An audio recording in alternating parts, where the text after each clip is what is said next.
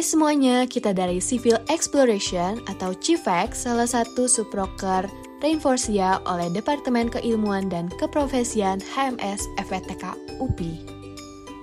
Dan hari ini kita mau bahas mengenai jembatan kaca. Nah, awalnya mendengar kata itu kita membayangkan sesuatu yang mewah, sesuatu yang menakjubkan kan?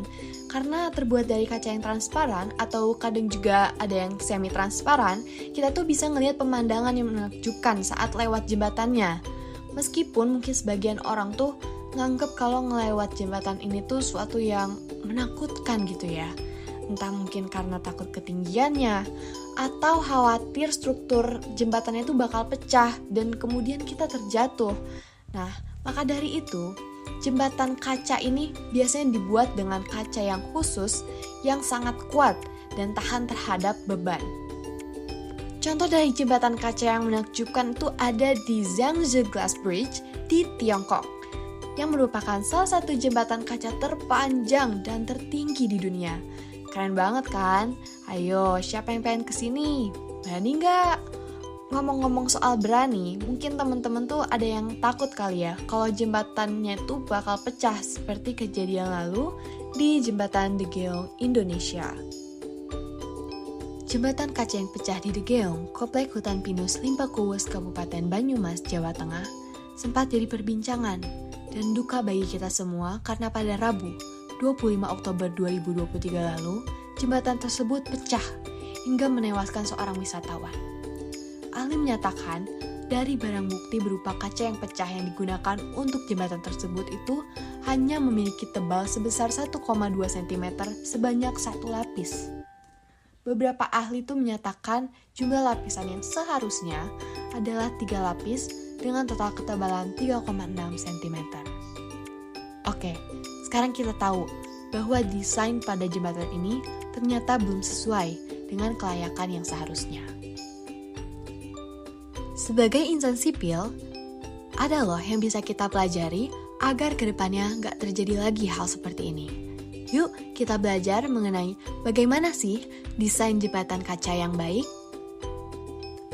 Jadi kita harus belajar mengenai jenis-jenis kaca.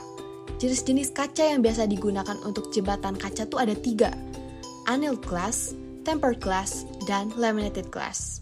Tapi yang paling banyak digunakan tuh campuran dari tempered glass dan laminated glass atau disebut kaca tempered laminated.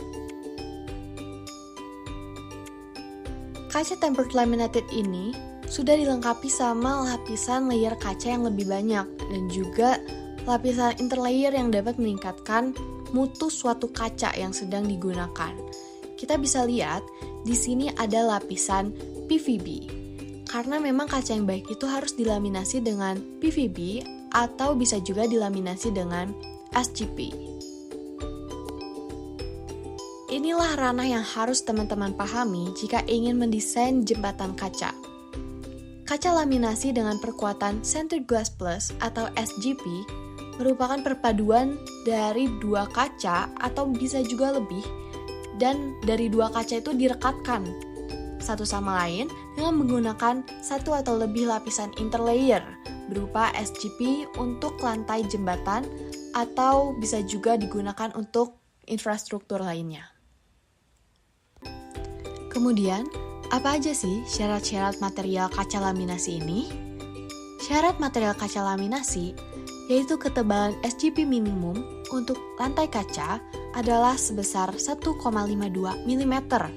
Nah, material kacanya juga harus diperkuat secara dipanaskan dan juga diperkeras. Selanjutnya, seluruh bagian ujung kacanya itu harus diperhalus terlebih dahulu dengan menggunakan gosok mesin. Kemudian, ukuran panjang dan lebar untuk material kaca laminasi tidak boleh melampaui toleransi kurang lebih 1 mm. Dan ukuran tebal untuk material kaca laminasi juga tidak boleh melampaui toleransi 0,1 mm. Kemudian, toleransi kesikuan.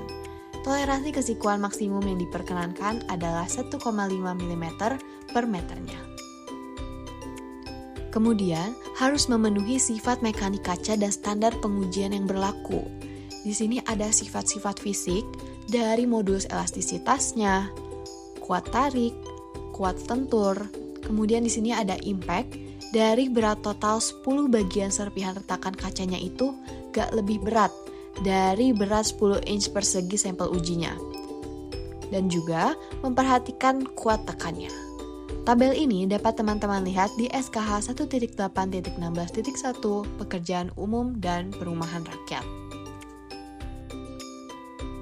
Dan tidak lupa harus memenuhi sifat mekanik interlayer SGP sesuai SKH 1.8.16.2 Pekerjaan Umum dan Perumahan Rakyat. Teman-teman dapat lihat dari tabel ada sifat-sifat fisik dan nilai-nilai serta standar pengujian yang harus diperhatikan. Jangan lupa juga untuk uji kelayakan dan juga memperhatikan hal-hal lainnya selain dari syarat material yang digunakan ya. Kita juga harus tahu material yang digunakan tuh cocok nggak sih untuk beban dan desain yang kita inginkan. Faktor kerusakan tuh bukan semata-mata terjadi karena materialnya, tapi ada beberapa faktor yang dapat menyebabkan kerusakan pada bahan kaca. Misalnya, beban yang berlebihan, ya udah jelas lah ya, kalau misalnya beban berlebih, ya pasti kacanya akan pecah.